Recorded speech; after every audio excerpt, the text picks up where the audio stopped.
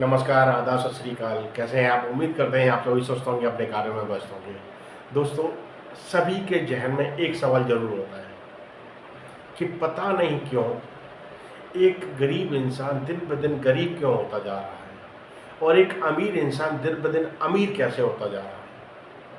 क्या है? दोनों में फ़र्क क्या है और ये ऐसा क्यों हो रहा है?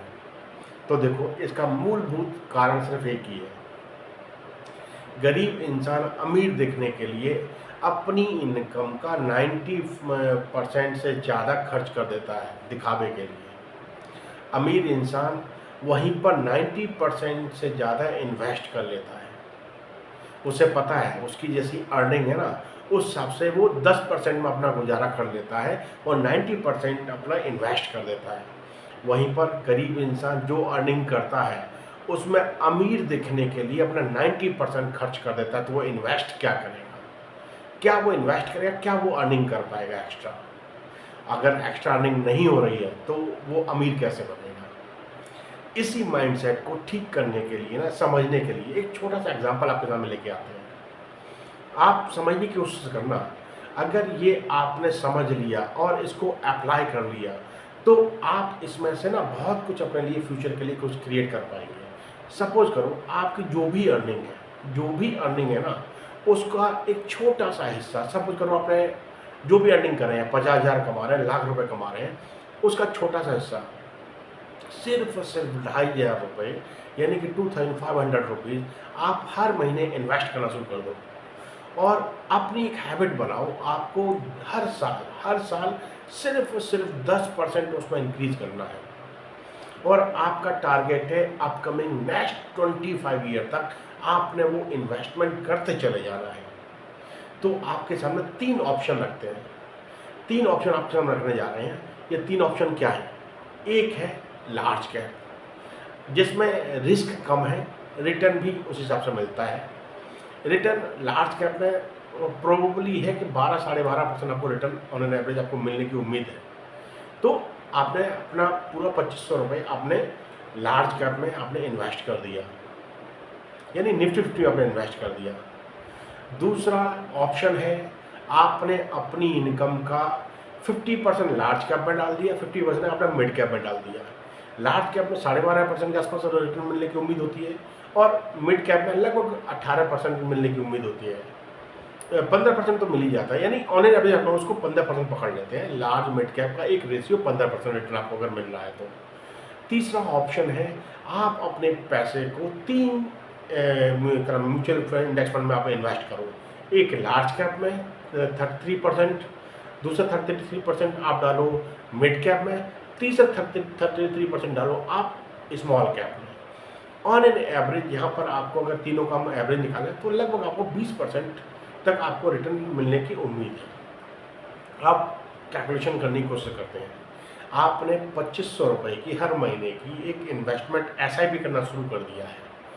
आपने लगातार उसको 25 साल तक इन्वेस्ट किया है, प्लस क्या 10% बढ़ाने के साथ आपने उस SIP को हर साल 10% बढ़ाते चले गए हैं। तो आप कैलकुलेशन समझते हैं, आफ्टर 25 ईयर आपका फंड वैल्यू क्या होगा।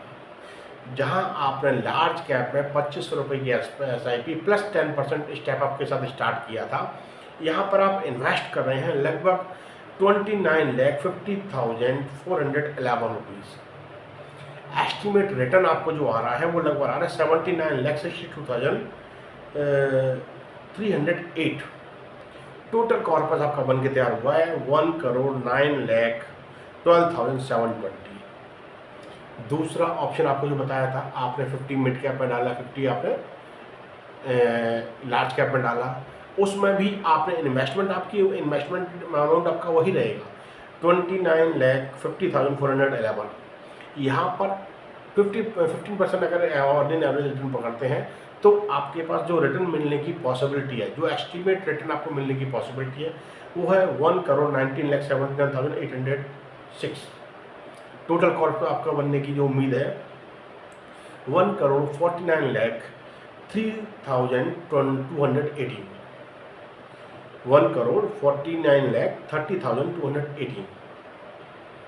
आपका ये कॉर्पस बनने की उम्मीद है। तीसरा ऑप्शन आपको जो बताया था वो बताया था आपको, आपने अपना 33.33% डाला आपने लार्ज कैप में, इतना ही डाला आपने मिड कैप में, इतना ही डाला आपने स्मॉल कैप में। तो ऑन एन एवरेज यहाँ पे अगर 20% हम पकड़ते हैं, आपका इन्वेस्टेड अमाउंट आपका एज इट इज वही रहेगा, क्या 29,50,411। आपको इस पर 20% अगर हम एस्टिमेट रिटर्न पकड़ लेते हैं तो आपको रिटर्न मिलने की जो पॉसिबिलिटी है वो है 2,63,06,252। टोटल कॉर्पस आपका जो बन के तैयार होने की उम्मीद है वो है 2,92,56,664। ये आपका, आपने सिर्फ 3 अपने ऑप्शन आपने चुने। अब इसमें ऑप्शन आपके लिए क्या सही है? देखो, लार्ज कैप में आपका थोड़ा सा रिस्क कम है, इसमें 50% डाला, इसमें थोड़ा रिस्क फैक्टर ज़्यादा है तो रिटर्न भी ज़्यादा है। तीसरा है आपका 3 कैटेगरी में आपने डाला, लार्ज कैप, मिड कैप और स्मॉल कैप, तीनों में इक्वल डिस्ट्रीब्यूट किया। यहाँ पर रिटर्न मिलने की ज़्यादा पॉसिबिलिटी तो रिस्क भी थोड़ा ज़्यादा है, लेकिन आपने रिस्क, अपने गेन को समझते हो, अपना रिस्क लिया है तो यहाँ पर आपका एस्टीमेट कॉर्पस भी आपका ज़्यादा तैयार होने की उम्मीद है। देखो, ज़्यादा मुश्किल नहीं है, सिर्फ आपको अपने इन्वेस्टमेंट को टाइम टू टाइम चेक करते रहना है किस में रिटर्न कितना आ रहा है।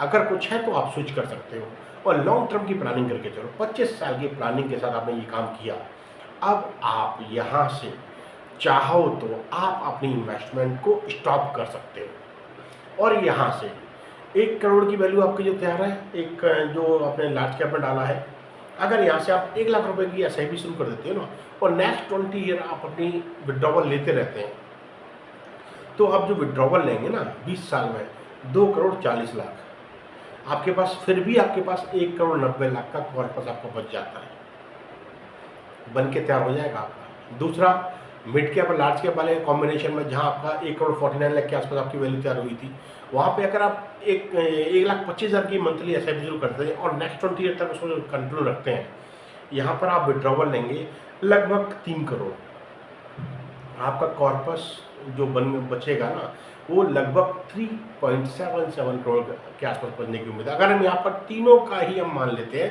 12% अगर रिटर्न आपको आ रहा है, 12% जो आपकी इन्वेस्टेड फंड है उसके ऊपर 12% रिटर्न आ रहा है, फिर भी आपके विड्रॉवल लेने के बाद भी आपके पास 3.77 करोड़ आपके पास फंड बचने की उम्मीद है।